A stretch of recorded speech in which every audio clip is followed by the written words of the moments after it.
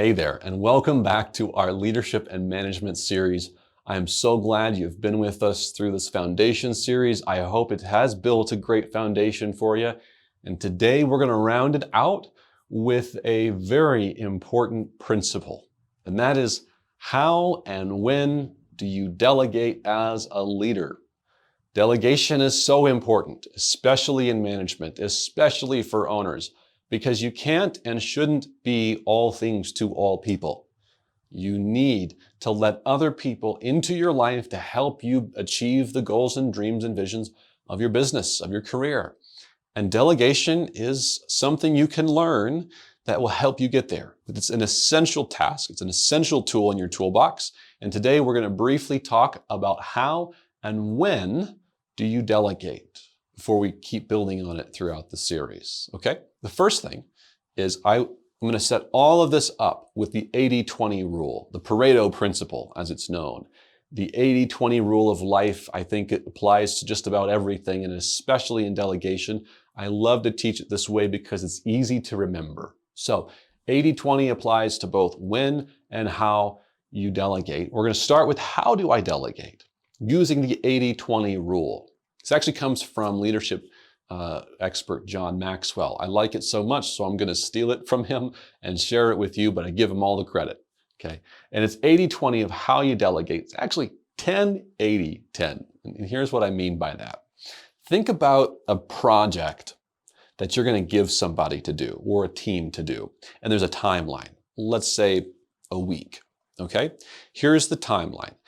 What is my duty as a leader to delegate this appropriately? How do I do it as a leader appropriately? Well, that first 10% of the timeline in the project, the first few hours in the day, we're going to set up a meeting, and that first 10%, I'm going to be with the team, involved with them to just set course for that whole project. As a leader, my job is to help set the goals, the vision, and the culture, right? So in that meeting, I'm going to help set the vision, the goals, and define the culture for how the project this week is going to go. I'm there for that first 10% in that meeting. We get it all put together. Everybody knows what the goal is and where we're going to go. Then we have 80% through most of the week until Thursday night. I'm not going to be involved at all. The team is in full control. They are doing 80% of the work during the course of this project, during that week. And I'm going to step back. And then at the very end, on Friday morning or Friday afternoon, that last 10% of the week, I'm going to join them in a kind of an exit, a finishing up interview of the project. And I'm there to help make sure that the goals were achieved, make sure that things got where they were supposed to go, and affirm that, yep, we did it. Here's the seal of approval. Good job. That 80% where you left them alone, that can be hard, especially at first when you're not used to delegating. I get it. I know it's hard, but you have to let them do it on their own. Now, important note. That does not mean you just go, deuces, good luck, peace out, I'll see you on Friday, and then not be at all involved for those days that they're working on the project. That's not what I mean. What I do mean is that you leave them alone and you let the team or the person taking on the project take point on the whole thing. Here is when you get involved. Here is when you get involved as a leader in the project. First is if the team or the person is doing something that might cause harm to themselves or someone else or the business. And I mean serious harm. We can take a little mistake here or there, a minor loss here or there. Sometimes that's an important lesson for us to learn. We get some bumps and bruises along the way. It's understandable. But if it's going to be a major problem, someone's going to get hurt, someone's going to really majorly lose an account if we keep going this way, step in. Hey, I think you might want to tweak this. You might be in danger. Give them a suggestion. Help make sure that they change course, step back out, let them continue course. You're just there to make sure that they're not getting hurt or hurting the business or someone else. Also, this is important, in that 80% middle ground or that middle time area, be there as a resource. Make sure that you have an open door policy. Hey, you're taking this project on. I'm not going to be involved in you guys doing the day-to-day stuff, but my door is always open. If you have an obstacle, a question, a problem, a hiccup, please come to me. Let me know. I want to be a resource to help you guys out in this project. If the culture needs a little help doing this, because sometimes people like me are stubborn, we don't want to ask for help, pop in maybe once a day, maybe on a Wednesday during the project timeline and say, hey, I just want to check in. How's the project going? Is there anything I can do to help you? How can I be a resource for you? Let them decide. Let them give you direction and guidance. That middle 80%, you're actually letting them lead, and you're letting them do it in a safe environment where they're not going to get hurt or really screw something up that you don't want screwed up. And then leave them to it. Get there at the end of the project and celebrate the victory. Now, here is the most important lesson at the end of the project, that last 10%. The most important thing you can do with that last 10% is remember this. Great leaders always give credit and accept responsibility. Giving credit means that if the team has been successful, you landed the sale, you really cleaned up that project, the leader gives full credit to the team. Because remember, you weren't involved for 80% of the project. They were.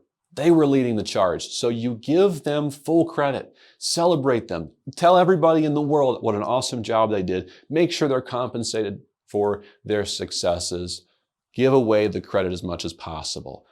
But if something goes belly up, if something doesn't work out the way that you hoped that it would, a great leader accepts the responsibility of the problems.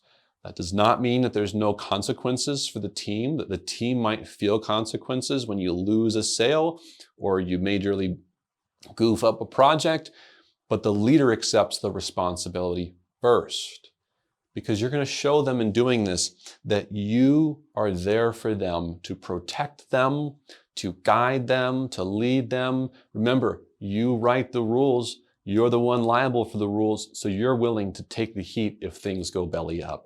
Such an amazing thing for a team to see a leader do that, because in turn, if they see you do it well, they'll give you trust, which is one of the most important currencies in leadership that you can possibly have. A team that trusts each other is a team that succeeds together. That is the 10-80-10 way of how you delegate. Now, let's talk about how you use this principle for when you delegate. And I like to think of it as the 80% rule for when you delegate, because when I can get somebody to 80% proficiency, that means that they can do a task at least 80% as good as I can do it, or at least at a B level or higher in a certain, industry range or whatever metric I'm using. If I can get them to a B or higher, that is when I'm going to delegate the job to them. Not to 100%. Why not to 100%? Why not to 90%? Because nobody is ever going to do a task the way that you do a task. You might have your way of how you like to keep books or do invoicing or do sales. It's your way of doing it. And if you try to train someone to get to 100%, problem number one, if they're trying to do it exactly the way that you do it, they never will, because there's only one you, and that's you. And so give them a little grace there. Also, when I can get someone to 80% proficiency at something and then give them the reins, they're going to get better. They're already above average, right? They're at 80%. But they're going to get better. They're going to get to an A. They might get past 100% someday and become stellar superstars in whatever it is that they're doing. But once I get them to 80%, when I give them space to learn and grow on their own, remember that 10-80-10 principle? When I let them have that space to delegate and learn the task on their own and then affirm them at the end, they're going to figure out how to do it better. They're going to innovate. They're going to dream. They're going to get creative with the job. They have the foundations of what they're supposed to be doing, and now they're going to take it and make it great. I want someone who's at 80% because they're going to get better. and they're going to grow. And that's exactly what I want in my business.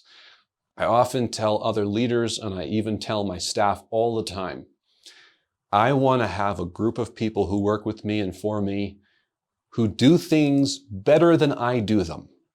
I want a salesperson who's a better salesperson than me. I want a marketing person who's a better marketer than me. And I might have to train them to get them to that 80% and then give them the resources to keep growing and get better and better. But when I have a team full of people that I've invested in and that can trust me and I trust them, and they have a foundation and they start to grow and learn on their own through delegation, I get a team full of aces. When I have a team full of people who can do something better than I can do, and I can trust them with the task. It's tough, I get it, it's hard at first.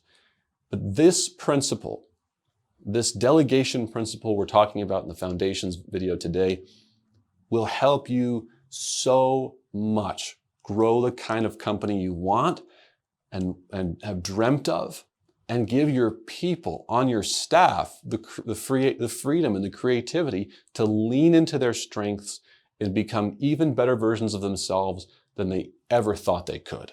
What an amazing thing that will be when you get to see that happen. Now, here is your homework, some practical steps on how you can take this lesson today and use it immediately. Owners, managers, sit down. If you're the same person, write this down. I want you to get a sheet of paper or a document of some kind, and I want you to list everybody on staff, including yourself. I want you to write down their name, and then next to their name in the next column, I want you to write down one or two of their greatest strengths that they bring to your business. Just one or two, okay, of their greatest strengths. And then in the third column, I want you to write a percent. How proficient are they at that thing? Use whatever standard you want, industry standard, a personal standard, whatever. If you have a repair person who works in the back and they are awesome, they are stellar, they're the best in the business, you could even write 110% next to their name, you know. But what you're going to be doing in this document is writing down your people, you're defining their strengths and kind of seeing where they are and how they can grow from that place of strength going forward. And this is so important in foundations because as a manager, it's going to help you know who you have to play with and who you can help grow into their strengths even more. It gives you just a lay of the land. And that alone can be really helpful because maybe you realize there's somebody on staff already right now that you could delegate something to because they already have a strength in it. You just need to give them a little bit of freedom and space to learn and grow and innovate on their own. Okay, do your homework. And that is the foundation of how we're going to talk about delegation going forward throughout this series. I want to end the foundations course here before you begin the regular videos with one last lesson, one really quick, important thing I want to tell you. As leaders, as owners and managers, if you want to be the greatest manager and leader that you can possibly be, I want you to remember to keep first things first. What does that mean? We don't live to work. We work so that we can live, so we can pay for life, so that we can afford to have important things around us. We don't live to work. So keep first things in your life first. What is most important to you? Family, your community, giving. Live into that. When you keep first things first, you stay grounded. You have balance. You know what really matters in life. And if you want to be a great leader to your people or to your business or to your customers, stay grounded. And remember that you are not here to be run by your business, but to run it. So take time during the week to leave the store, leave the business and go see that Little League game that you've been missing out on, or spend time with your parents that you've wanted to develop a better relationship with. Go take that friend to lunch or that colleague to lunch that you keep saying, one day I'm going to do that. It's important to me, but I just don't have the time. Well, make the time. Because I promise you, as a leader, When you keep first things first in life, everything else becomes a lot easier and things become a lot more focused and into view. Well, that sums it up for the Foundation series. I hope it has laid a good foundation for you going forward into our regular series, where we'll be talking about all kinds of different issues and practical steps that you can take to become better leaders, managers, and owners of your small retail business. I can't wait to see the kind of leaders that you turn into, and I cannot wait to see the kind of businesses that you grow along the way. I wish you all the best of luck as you head out from here to wherever you're off to next.